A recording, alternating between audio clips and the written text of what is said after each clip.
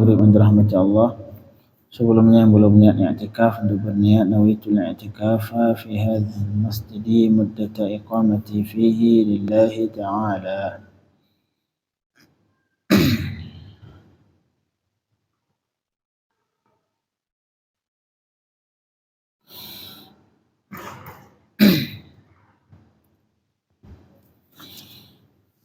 InsyaAllah malam ini kita lanjutkan tentang fikih muamalat.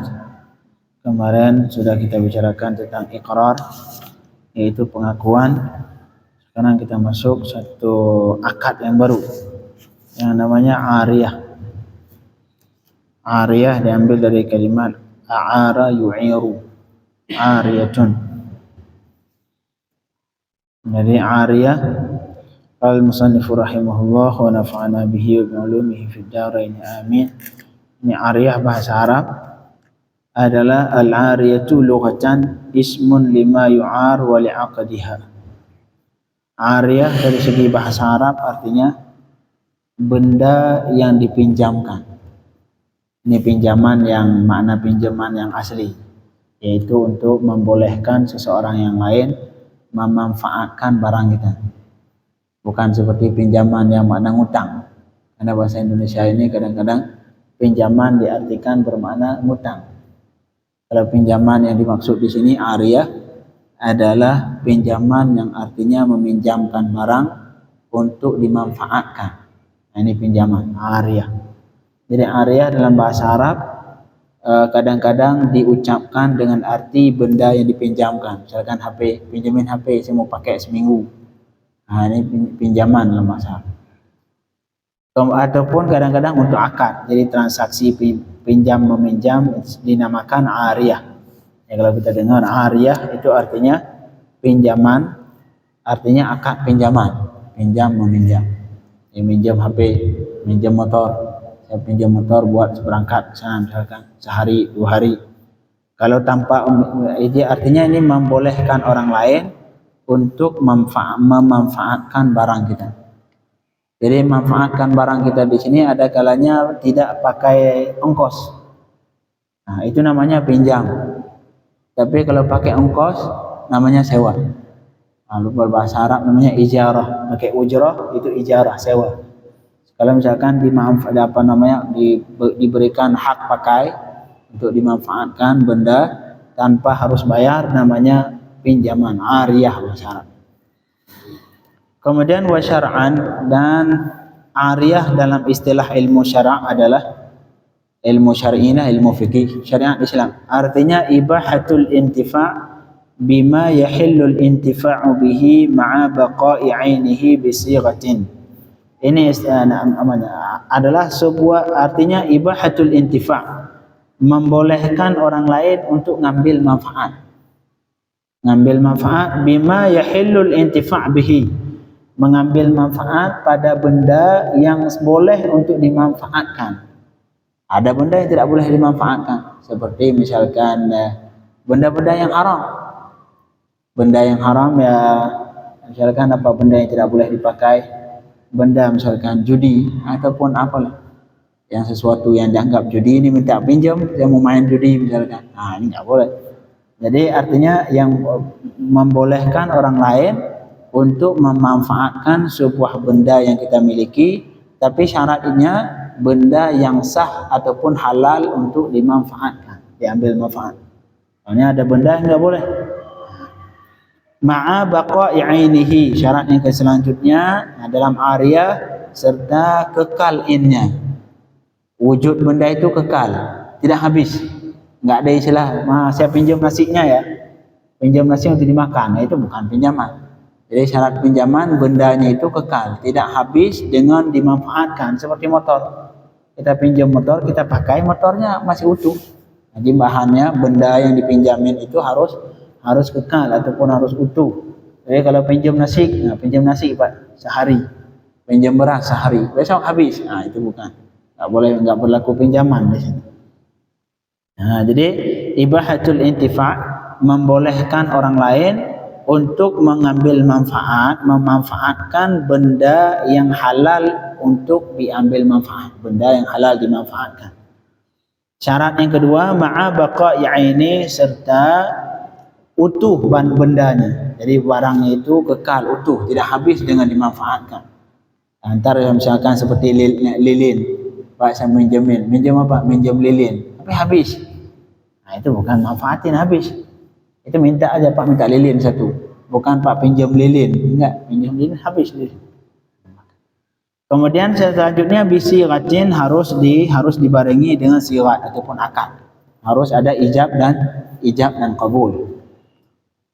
Nah, kemudian itu definisinya, definisi ariyah artinya memberikan hak untuk orang lain memanfaatkan barang yang kita miliki, tapi benda yang boleh dipinjamin adalah benda yang halal untuk dimanfaatkan.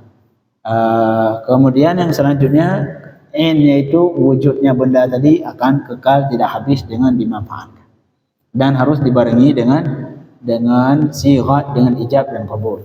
Untuk rukunnya sendiri arkanul ariyah, untuk terjadi rukun ariyah sendiri arba'ah, 4. Yang untuk terjadi sebuah akad pinjam meminjam, di situ butuh 4 hal. Yang pertama mu'ir, yang meminjamkan, yang punya barang, yang punya rumah misalkan, ini rumah sebulan ini saya pinjamin buat kamu, silakan kamu pakai. Nah, ini yang peminjam namanya mu'ir dalam bahasa Arab. Yang kedua musta'ir, musta'ir yang minjam, yang memanfaatkan, nah, yang pinjam. Kemudian yang terjadi otomatis 2 orang di situ, yang punya barang yang ngasih pinjam sama satu lagi yang minjam, musta'ir namanya. Yang selanjutnya mu'ar. Mu'ar ini artinya benda yang dipinjamkan, rumah, motor, mobil, HP misalkan, itu namanya mu'ar. Yang terakhir sirat, harus ada ijab dan qabul. Untuk sah sebuah akad pinjam meminjam harus ada sirat, harus ada ijab dan qabul dari yang punya barang dengan yang memanfaatkan. Jadi nggak boleh kita ambil benda orang lain, udah saya pakai aja, nggak boleh. Kalau tidak ada sirat dari pihak yang apabila dia tidak mengizinkan. Nah, kemudian baru sekarang beliau menyebutkan syarat dari orang yang ngasih pinjaman. Yang ngasih pinjaman dari yang punya barang. Syurutul mu'ir. Ini syarat sehingga seseorang sah untuk meminjamkan barang buat orang lain. Artinya apabila ini orang tidak terpenuhi syarat-syarat ini, maka kemudian dia meminjamkan barangnya untuk orang lain, akad pinjaman tidak sah. Tidak sah. Syurutul mu'iri 3. Nah, kalau orang pengen meminjamkan barangnya ke orang lain untuk dimanfaatin, nah, dia ini harus terpenuhi 3 syarat untuk sah. Yang pertama al-ikhtiyar, dia punya unsur kesengajaan, bukan terpaksa. Jadi todong pistol, kamu pinjamin gak rumah buat saya sebulan, kalau enggak habis. Nah, jangan, nggak sah. Akhirnya ya saya pinjamkan, saya tanda tangan, tapi atas ditodong pistol. Kamu tanda tangan nggak? Akad meminjamkan rumah buat saya sebulan. Nah, dia dia di bawah paksaan. Akhirnya dia tanda tangan. Oh saya meminjamkan ini rumah buat si fulan selama sebulan. Oh ini nggak sah. Jadi syarat pertama untuk sah akad pinjam meminjam, harus si mu'irnya yang meminjamkan barangnya harus dalam keadaan tidak terpaksa, punya unsur kesengajaan. Yang kedua, dia ini adalah sihhatut tabarru'. Dia ini adalah orang yang boleh melakukan infak. Artinya dia memang benda itu milik pribadi, bukan milik orang lain. Kalau punya orang lain, kita berhak nggak kita sedekahin buat barang orang? Tidak boleh. Nggak boleh kita sedekahin barang orang lain. Kita ambil uang orang, kita sedekahin. Nggak boleh. Nggak ada hak. Gitu. Maka dalam hal pinjam meminjam juga sama. Tidak boleh kita meminjamkan barang orang lain. Rumah bapak kita, ataupun rumah saudara kita. Kita ambil, dia punya kawan. Udah, tinggal aja di rumah kakak saya. Oh, nggak boleh. Nggak boleh kita ngasih pinjam untuk memanfaatkan benda orang lain yang tidak ada izin. Kecuali kita telepon dulu kakak kita tadi, Pak, Kak, ini ada orang yang mau pinjamin rumah, boleh? Kalau kita, oh ya silahkan, lain. Tapi kalau kita yang nggak ada hubungan yang punya rumah, kita cuma megang kunci. Ini biasanya terjadi apabila orang yang seseorang yang tinggal di rumah orang lain. kayak pembantu lah. Misalkan Pak Haji punya rumah di Jogja misalkan, itu ada pembantu yang jagain rumah. Kemudian datang kakaknya, keluarganya dari kampung misalkan, pengen tinggal di situ, tanpa sepengetahuan yang punya rumah, nggak boleh, haram, tidak boleh, itu dia nggak berhak, dia tidak punya hak untuk melakukan kebaikan karena benda orang lain tanpa izin dari yang punya, kecuali dia telepon dulu, Pak Haji ini mohon maaf, saya ada saudara menempatin di rumah di sini selama seminggu, boleh, kata yang punya rumah, silahkan, boleh. Enggak, itu enggak khusus di rumah, mobil misalkan kita dititipin mobil sama kakak kita di rumah, kemudian ada saudara kita yang lain ataupun siapa gitu, teman kita yang butuh mobil, udah pakai aja itu mobil kakak saya. Oh, enggak boleh, enggak boleh, karena kita tidak berhak, itu punya orang lain. Kalau punya pribadi silahkan. Nah, termasuk semua benda orang lain, termasuk misalkan kita diamanahkan menjaga aset perusahaan, ataupun kita ada aset sebuah yayasan. Nah, kita ada amanah, misalkan, oh itu nggak boleh dipinjemin ke siapapun, nggak boleh, kita nggak berhak, itu bukan milik kita. Kalau milik pribadi mah silahkan, mau pinjemin, mau kasih ke orang silahkan. Tapi kalau punya orang lain tidak berhak, ya, orang lain tidak boleh, karena kita tidak memiliki hak untuk melakukan kebaikan dengan punya orang lain. Makanya kalau kita diamanahkan jadi jadi yang megang aset sebuah perusahaan, sebuah yayasan, harus ketat. Jangan dikasih ke siapapun, kecuali ntar ada izin dari bosnya lah. Nah, itu lain. Tapi kalau misalkan kita, berhubungan ini adik saya, udah pakai aja itu punya perusahaan kok. Punya perusahaan saya. Oh bukan, kamu cuma megang kunci. Tugas kamu cuma megang, bukan yang punya mobil. Nah, punya mobil, punya perusahaan, bukan punya kamu. Enggak boleh, tidak boleh kita melakukan kebaikan dengan benda orang lain. Makanya harus hati-hati, kita jaga rumah orang lain, ataupun kita dititipin mobil orang, kita dititipin rumah, apapun yang punya orang lain, jangan kita sama sekali kita kasih hak pakai buat orang lain tanpa sepengetahuan si yang punya barang. Telepon dulu, ini Pak mobil ada saudara saya belum nyampe, boleh pinjemin seminggu. Kalau kata yang punya mobil, silahkan pakai aja. Bagus. Nah, jangan pakai punya perusahaan, kecuali memang tugas memang dipakai untuk tujuan perusahaan lain lagi. Jadi hati-hati, syarat mu'ir, orang yang berhak meminjamkan barang harus orang yang sah melakukan kebaikan dengan benda tadi, artinya milik dia pribadi, ataupun milik orang lain tapi sudah diizinkan seperti tadi. Oh ya udah, saya izinkan pakai aja. Nah, itu lain. Nah, kemudian yang selanjutnya, yang terakhir, milkuhul manfaah. Dia manfaat itu harus milik dia. Manfaat barang tadi harus milik dia. Soalnya ada kadang-kadang benda kita tapi bukan milik kita lagi, manfaat. Contoh, kita punya toko ataupun kita punya rumah.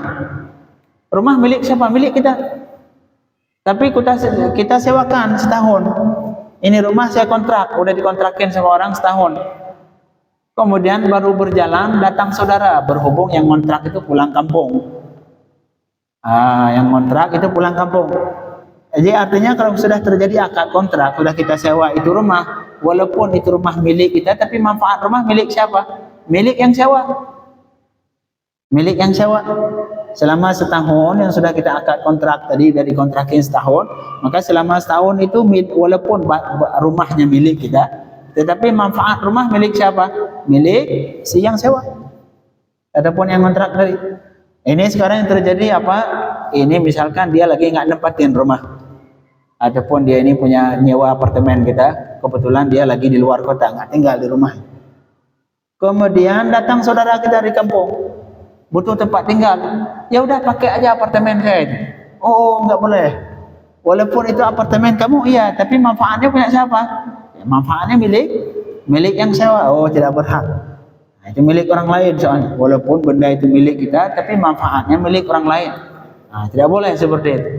Jadi syarat yang terakhir dalam meminjamkan benda ke orang lain, manfaatnya harus milik kita. Jadi barangnya bukan barang kita, dan manfaatnya milik kita. Manfaat milik kita. Subhanallah.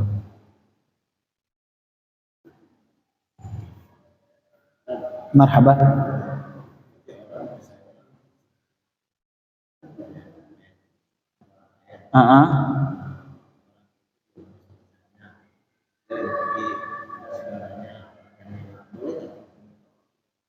Kalau misalkan kita izin, apa namanya, kalau sudah kita izin ke dia, Pak ini, ke yang dia selama ini dalam hal sewa menyewa, harus ingat juga. Ntar ada bab sewa. Marhaba, ke yang punya rumah.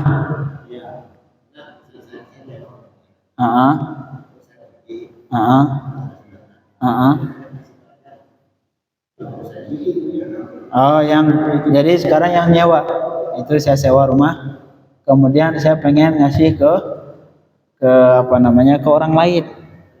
Ada saudara datang di kampung, sudah tempatin aja di apartemen saya yang udah saya sewa setahun. Seperti itu kejadiannya. Marhaba. Ini dalam hal sewa menyewa harus ingat. Ini kadang-kadang sering terjadi kesalahan dalam sewa menyewa. Dalam sewa menyewa itu, kalau misalkan kita nyewa mobil, rental mobil, maka di situ sebenarnya harus ditentukan berapa orang yang naik, harus ditentukan berapa kadar barang, berapa ton, berapa kilo yang boleh naik. Ini yang sering clash terjadi, mobil kecil, kemudian nggak disebutkan berapa orang yang bakal naik. Akhirnya ntar orang yang nyewa seharusnya mobil cuma muat 5 orang, dinaikin 10 orang. Nah, ini kesalahan, sering terjadi kesalahan dalam akad sewa menyewa. Ya, harus ingat. Jadi kalau kita pengen nyewa mobil, rental mobil, harus kasih tahu. Ini saya naik sekian orang. Kalau dia setuju, khair. Jangan seperti yang kita sekarang yang terjadi, tidak seperti itu. Akhirnya yang kasihan siapa? Yang punya mobil. Sehari kita sewa, besok dia masuk bengkel, habis yang hari ya, semua uang yang dapat sewa kita justru dia harus 2 kali lipat bayar. Makanya harus disebutkan, minimal sebutkan ini jalannya apa namanya, jalan yang akan kita tempuh, jalan apa, yang bakal naik berapa orang, sebutkan itu. Harus jelas ketika akad sewa. Supaya apa? Supaya tidak, tujuan semua dalam Islam, kenapa harus jelas di awal? Dalam Islam ini sangat menekan harus jelas di awal. Jangan awalnya khair, di tengah jalan minta uang. Oh, dalam Islam nggak boleh seperti itu. Kalau sewa di awal langsung pakai tulis. Jangan kalau misalkan saya jadi imam, awalnya khair, nggak boleh, nggak ngomong berapa bayarnya. Tiba-tiba di akhir bulan berapa bayaran? Oh, nggak boleh. Kalau sewa, ya minta uang dari awal, minta uang. Kalau misalkan minta uang dari awal sebutkan, saya kontrak sekian, per bulan sekian, pakai apa begini? SPK. Harus jelas. Jangan awalnya kayaknya nggak perlu bayar, ikhlas. Tiba-tiba di akhir bulan bayar yang jatah saya. Waduh, jatah saya imam sebulan bayar. Ini nggak boleh. Dalam Islam nggak boleh minta uang seperti itu. Boleh kita yang misalkan yang seperti yang awal kasih, kan kemarin nggak minta uang, nggak ada akad, nggak wajib bayar, nggak wajib bayar. Makanya dalam sewa menyewa seperti itu. Kembali ke pertanyaan tadi, boleh nggak kita pinjemin saat? Kalau misalkan itu orang sama seperti kita, ada kemungkinan boleh. Tapi lebih baik izin kalau yang punya tempat. Bisa jadi orang yang itu dia beda. Kalau misalkan kita tempati di situ, kita mungkin orangnya bersih, apa namanya, semua terjaga. Tiba-tiba yang masuk ke saudara kita dibawa anak kecil, dirusakin pintu, dirusakin lampu, semua rusak.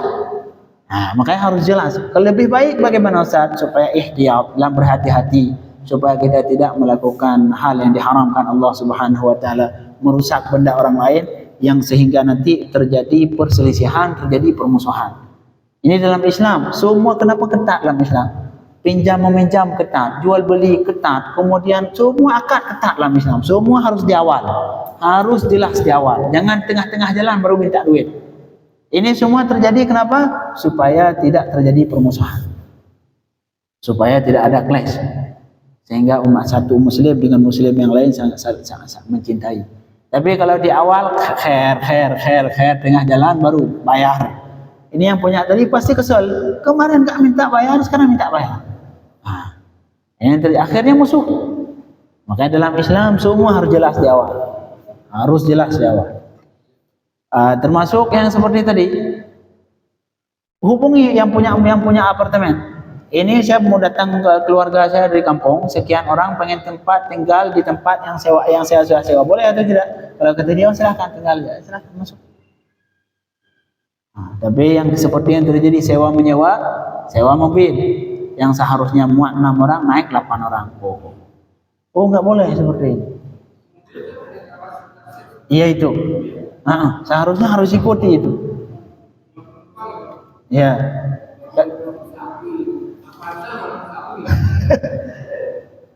Tapi yang terjadi kebanyakan seperti itu. Yang seharusnya muat 5 orang dinaikin 8 orang. Akhirnya tanjakan. Jalur yang tanjakan rusak mobil orang. Akhirnya yang ngasih sewa, yang rental, yang punya mobil, untuk masuk ke bengkel harus bayar 3 kali lipat lebih mahal dari hasil sewa. Ini yang terjadi permasalahan. Akhirnya apa yang terjadi? Bermusuhan akhirnya. Dia telepon yang rental, kamu ini rental naikin banyak, udah berantem. Makanya dalam Islam nggak boleh, harus jelas di awal. Jadi kembali ke sini, untuk mu'ir, kalau kita pengen meminjamkan sebuah benda, rumah, apapun, tempat tinggal, maka syaratnya benda tadi manfaatnya harus milik kita. Walaupun misalkan rumah milik kita tapi sudah kita kontrakin, nggak boleh kita panggil saudara kita, udah tinggal aja itu apartemen saya juga, ataupun itu rumah saya tinggalin aja, nggak boleh. Walaupun si yang kontraknya sudah pulang, karena kadang-kadang orang ngontrak akhirnya dia keluar kota nggak boleh balik setahun, tapi dibayar. Sudah mau apa lagi coba? Kalau sudah dibayar ya sudah, kita itu rumah manfaatnya milik dia. Nggak boleh kita masukin orang lain, siapapun nggak boleh kita manfaatkan itu rumah sama sekali, kecuali atas izin si yang kontrak, yang nyewa tadi. Hati-hati. Ini mu'ir. Selanjutnya syurutul musta'ir. Ini syarat mu'ir tadi yang minjemin 3 syarat. Yang pertama atas unsur kesengajaan, bukan paksaan. Yang kedua, dia memiliki hak untuk melakukan kebaikan dengan benda itu. Artinya itu memang milik dia, bukan milik orang lain tanpa izin. Yang terakhir, manfaat. Dia memiliki manfaat benda tadi milik dia. Selanjutnya, syurutul musta'ir, yang minjemin. Kalau tadi yang punya barang, kalau sekarang yang pengen minjem. Syurutul musta'ir 2. Syarat orang yang minjem harus 2. Yang pertama at-ta'yin, harus jelas, diperjelas siapa yang minjem. Jangan akadnya, udahlah ini rumah saya pinjemin buat salah satu dari kalian dah. Siapa salah satu dari kalian? Entar semua pada lepas tangan, bukan saya. Harus jelas yang minjem siapa. Sehingga apa fungsinya harus jelas yang minjem. Fungsinya kalau terjadi, karena akad pinjaman ini entar wajib bayar kalau terjadi apa-apa. Misalkan kita minjem HP orang, tiba-tiba di tangan kita HP-nya rusak, hancur, wajib bayar itu. Wajib bayar, karena pinjaman ini kalau dalam bahasa fikih yad bamanah. Yad bamanah itu artinya apabila terjadi sesuatu dia harus bayar walau terjadinya bukan dari cerobohnya dia. Misalkan dia tiba-tiba misalkan HP jatuh tanpa sengaja ataupun kebakar. Ini HP yang dia sewa tadi kebakar. Nih siapa yang bertanggung jawab sekarang? Yang minjam kemarin siapa? Salah satu. Udahlah saya pinjemin ke salah satu dari kalian aja yang 10. Siapa sekarang bertanggung jawab? Nggak jelas. Akhirnya semua pada mundur. Oh bukan saya. Siapa? Makanya musta'ir yang minjem harus jelas. Nggak boleh, ini udah saya pinjemin ke salah satu dari kalian aja dah. Nggak boleh, harus kamu. Nanti fungsinya apa? Kalau terjadi apa-apa, maka dia yang bertanggung jawab. Tapi kalau seperti tadi, saya pinjemin ya siapapun dah dari kalian. Kalau terjadi tiba-tiba kebakar atau hancur, rusak, siapa yang tanggung jawab? Maka di sini syarat yang minjem harus diperjelas siapa. Jangan nggak jelas.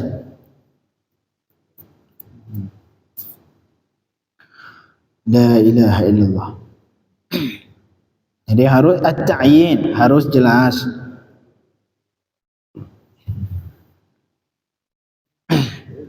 Kemudian yang kedua, itlaqut tasarruf.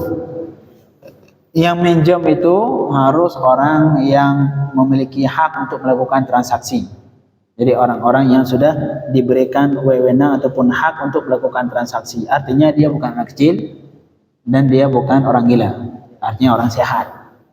Nah, itu boleh. Tapi kalau anak kecil, apa saya pinjam ini ya, saya pinjam mobil, anak kecil. Dan kalau terjadi apa-apa, siapa yang tanggung jawab? Kata bapaknya, oh saya nggak nyuruh anak saya. Kita datang anak kecil, nggak ada apa-apa. Kita datangin bapaknya, kata bapaknya, oh saya nggak nyuruh. Nah, siapa sekarang? Mau kemana? Dia mau kita bunuh itu anak kecil. Makanya nggak boleh. Jadi syarat yang minjam harus mutlaqut tasarruf. Artinya dia adalah orang-orang yang sudah mukallaf lah, sudah mukallaf, bukan anak kecil, bukan orang gila. La ilaha illallah. Jadi kalau pengen pinjam ya bapaknya ataupun walinya. Ini syarat al-musta'ir yang minjam. Jadi syarat pertama harus diperjelas siapa yang minjam. Syarat yang kedua, dia itu adalah orang yang diberikan hak untuk melakukan transaksi, bukan anak kecil. Kemudian yang selanjutnya syurutul mu'ar, kita cukupkan, insyaallah bisa kita lanjutkan. Syarat benda yang ingin kita pinjamkan ke orang lain. Al-mu'ar, karena dia untuk rukun minjam-minjam yang 4 tadi. Yang pertama harus ada yang orang yang minjemin, yang kedua harus ada yang minjam, yang ketiga harus ada benda yang dipinjemin, yang terakhir harus ada ijab dan qabul. Harus ada ijab dan qabul. Kalau kita pakai punya orang tanpa persetujuan, tanpa ijab dan qabul, haram. Haram pakai punya orang. Kecuali orang-orang yang kita yakini ridha. Contoh, kita punya saudara, dia punya motor. Kita yakin ini orang pasti ngasih, nggak mungkin ya ngasih. Saudara kita. Ataupun orang sekamar lah. Orang tidur sebantal berdua, kemudian punya baju dia, yang dia memang sering dia kadang-kadang pakai baju kita kadang-kadang pakai baju dia. Sehari pasangan itu kita butuh baju, kita yakini kawan kita emang udah sering ganti-ganti, sudah pakai aja. Kalau misalkan maklum ridha, ada namanya maklum ridha. Maklum ridha artinya itu diyakini dia itu bakal ridha. Ini siapa terjadi di mana? Di kawan dekat yang udah sangat dekat, ataupun di saudara. Tapi kalau orang nggak kenal, ini insya Allah ridho, nggak boleh. Nggak boleh. Harus. Nah, ada.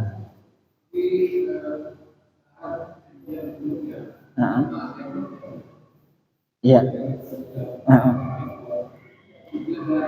Barangnya. Ya akad.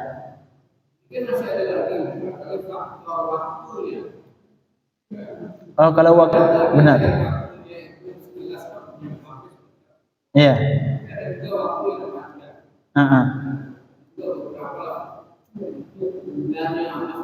Iya.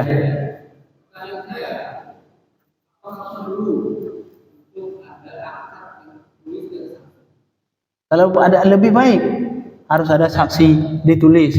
Itu lebih baik. Bagus. Semakin ketat, semakin jelas, semakin bagus. Nah itu prinsip transaksi dalam Islam. Semakin ketat, semakin jelas, itu semakin bagus.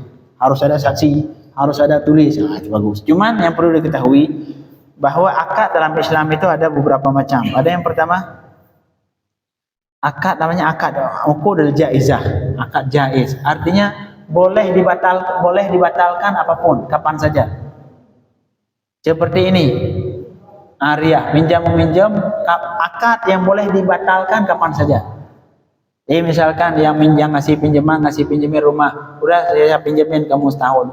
Besok setelah sebulan berubah pikirannya, boleh dia datangin, oh mohon maaf Pak, saya nggak udah cukup nih, saya butuh rumah. Boleh atau tidak boleh? Karena ini akad jaiz namanya. Jaiz ini artinya akad yang boleh dibatalkan kapan saja. Begitu juga bagi yang minjam, saya udah minjam janji kemarin sebulan, kemudian udahlah Pak, saya sehari aja udah pengen pulang lagi kampung. Pinjam, saya kasih lagi rumah. Boleh. Ada akad yang tidak boleh seperti itu, seperti sewa. Akad sewa kalau kita sewakan tertulis sebulan, ya sudah sebulan. Kalau dia udah bayar nggak boleh. Oh nggak jadi sebulan, udah setengah bulan aja. Nggak boleh. Itu namanya akad lazim. Jadi akad ada dua dalam Islam. Ada yang akad lazim, artinya akad yang nggak boleh dibatalkan kecuali atas persetujuan kawan kita. Ya, kalau di sini kalau minjem bukan akad, nggak harus izin, nggak harus setuju. Misalkan kita punya rumah, kita kasih pinjam dia sebulan, tiba-tiba baru jalan seminggu, kita berubah pikiran, butuh rumah itu. Boleh kita datengin yang minjam tadi, Pak, mohon maaf, saya rumah butuh. Ini namanya akad jaiz, artinya akad yang boleh dibatalkan kapan saja. Seperti ariyah ini. Ada akad yang tidak boleh seperti itu, seperti sewa, nggak boleh. Namanya aja akad dua. Ada yang marhaba. Oh, nggak boleh. Nggak boleh. Kecuali atas persetujuan sih. Jadi akad yang kedua seperti tadi saya bilang, akad lazim. Artinya akad yang tidak boleh dibatalkan kecuali atas persetujuan si kawannya itu. Marhaba. Kalau misalnya kita pinjam sesuatu, kalau misalnya mobil, yang pinjam ini saya kecelakaan, hancur mobil. Ya. Yang pinjam ini tidak punya kemampuan untuk mengganti mobil. Bagaimana hukumnya? Dia dianggap utang. Dia kapan mampu dia bayar. Kalau misalkan dia nggak sanggup bayar, entar tiba-tiba dia meninggal, harta ditinggalkan, bayar. Ini ada satu kasus. Iya. Orang menyewa Ruko. lantai. Oleh pakai jualan. Iya. Dia menyewakan lantai 1, lantai 2. Dia yang menyewa tadi kan. Iya. Tiba-tiba lantai 2 itu disewakan pula kepada orang gereja. Iya. Proteslah orang kampung kepada yang punya ruko, sedangkan yang punya ruko tidak. Kira-kira gitu. Iya, benar. Salah di situ. Yang ini yang nyewa tadi. Makanya kita yang nyewa jangan sewakan lagi ke orang lain, kecuali atas persetujuan si yang punya. Nah, ini bahaya. Kadang-kadang kita yang sering terjadi bukan seperti itu. Kita nyewa 10 juta, entar kita sewakan ke orang 20 juta, kita ngambil untung di situ. Jangan seperti itu. Kita nyarilah keuntungan di tempat yang halal-halal lah. Masih banyak cara bisnis yang lain yang lebih mudah, yang lebih halal lah. Jangan seperti ini. Ini merugikan. Kalau seperti contoh ini disewakan ke gereja, yang dimarahin sama warga, yang punya ruko, kan kerupan dia. Ya masih banyak cara bisnis yang lain yang kira-kira lebih aman lah. Wallahu a'lam bishawab. Maklar itu apa?